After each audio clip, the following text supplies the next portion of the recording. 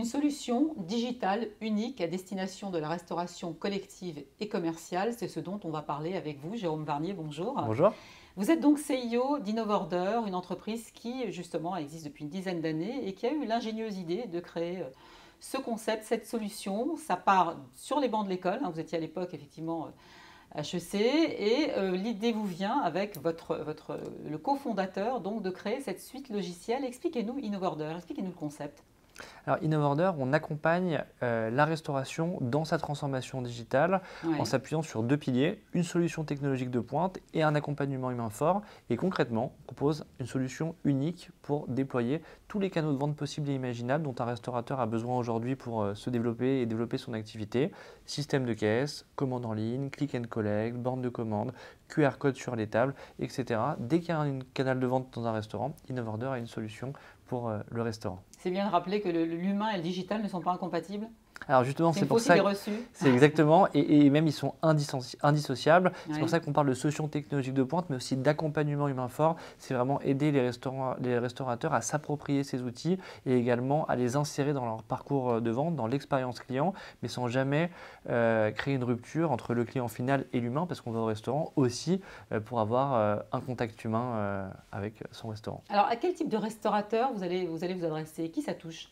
Ça touche un peu tout le monde en fait, puisque à partir du moment où c'est une transformation qui touche nous, vous et moi, le client final, dans la manière dont on consomme dans un restaurant, ça touche tout type de restaurant et c'est le reflet de nos clients. On travaille aussi bien avec des grandes chaînes de restauration commerciales comme Amorino, comme Quick, comme Bagel Corner, beaucoup d'indépendants également qui veulent se digitaliser et développer leur activité, des administrations publiques, on a équipé récemment la mairie de Paris, le ministère les restaurants du ministère de l'Intérieur, la CCI de Paris, et également des groupes comme Elior, Sodexo, Compass, de la restauration collective pour lesquels on déploie des sièges de grandes entreprises, des grandes écoles, des universités, des hôpitaux pour proposer ces nouvelles solutions. L'avantage essentiel, c'est quoi? C'est le gain de temps, tant pour le client que pour le restaurateur?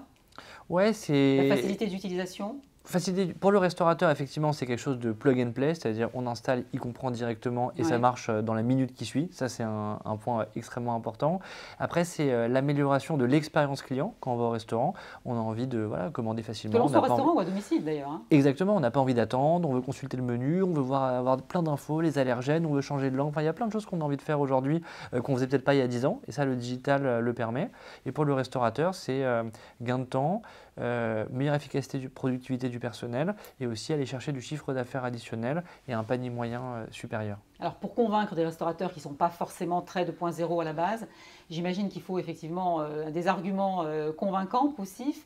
Et là, le fait que ce soit un levier de performance, justement, est-ce qu'il y a un retour sur investissement qui est quand même vérifiable assez rapidement pour eux? Ouais.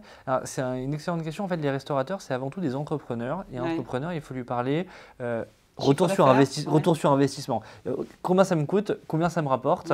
Et ça, c'est la principale question. C'est la question saine et franche. Voilà, exactement. Et c'est pour ça que c'est agréable de travailler avec une population comme ça, parce qu'on n'a pas le droit à l'erreur. Si ça ne marche pas, c'est sûr que ça s'arrête immédiatement. Et donc, c'est comme ça qu'on s'adresse à eux, en fait. C'est de leur démontrer au quotidien que les solutions qu'ils déploient, oui, ça leur coûte une somme d'argent, évidemment, mais combien ça leur apporte en termes de nouveaux clients, de paniers moyens et d'efficacité opérationnelle. Alors, autre avantage de la solution qui n'est pas indéniable, dans un secteur qui connaît une pénurie de personnel extrêmement importante. Après la crise du Covid, c'était quand même... C'est pas encore gagné, c'est que ça permet d'automatiser les tâches et de ne garder quelque part que le meilleur pour l'humain. C'est exactement ça. Souvent, on se demande qu'est-ce que ça veut dire digitalisation d'un secteur d'activité. Souvent, une définition simple, c'est automatisation de tâches. Ça ne déshumanise pas, contrairement à ce qu'on pense, mais ça va effectivement laisser à l'humain la tâche la plus intéressante. Exactement. On automatise des tâches qui étaient à faible valeur ajoutée et on laisse à l'humain les tâches à plus forte valeur ajoutée et notamment la notion de relation client qui est hyper centrale et en libérant le temps des tâches plus manuelles. On libère ce temps pour… Et vous avez constaté quand même chez vos clients que ça fonctionne en termes de recrutement, ça booste un petit peu? Oui, ça peut booster en termes de recrutement. Ça peut permettre aussi de pallier des pénuries de personnel. On a besoin de moins de collaborateurs pour faire tourner un restaurant. Plus qualifiés peut-être. Exactement, et plus qualifiés. Et ça pourra amener, j'espère en tout cas à terme, à un travail aussi mieux rémunéré et plus attractif pour ceux qui souhaitent se tourner vers les métiers de la restauration. Alors Innovorder aujourd'hui, c'est quand même une centaine de personnes. C'est effectivement la moitié de votre chiffre qui est consacré à la R&D. Donc on imagine que vous avez encore plein de projets en tête. et notamment celui de s'étendre à l'international, parce que paraît-il, on est en avance même sur les Américains. C'est ça, oui. J'ai eu la chance de beaucoup voyager cette année aux États-Unis, un peu partout en Europe pour aller constater, voir un petit peu où en était justement la digitalisation de ce secteur. Et ce que j'ai pu voir, c'est une bonne nouvelle pour la France, hein, c'est que sur ce segment-là, la France est très en avance, assez en avance par rapport à ce qui peut se faire. Et d'ailleurs, on le constate parce qu'on a de plus en plus de demandes de clients internationaux qui s'intéressent à ce qu'on fait et qui nous demandent de les accompagner dans d'autres pays.